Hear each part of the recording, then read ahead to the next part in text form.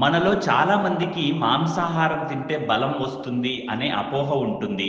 అదెలాగో పరిశీలిస్తే చేపలను 100 గ్రాములు తీసుకుంటే సుమారు 100 క్యాలరీలు లభిస్తాయి.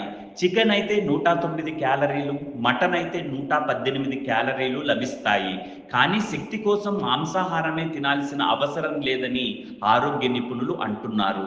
100 గ్రాముల కందిపప్పుతో 335 క్యాలరీలు లభిస్తాయి.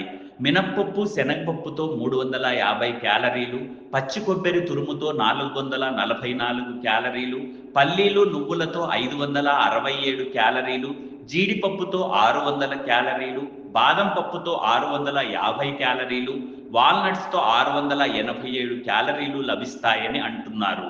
అంటే శక్తి కోసమైతే మాంసాహారమే తినాల్సిన అవసరం లేదని, శాకాహారంలో గూడా శక్తినిచ్చే క్యాలరీలు పుష్కలంగా ఉన్నాయని ఈ గణాంకాలను బట్టి తెలుస్తోంది.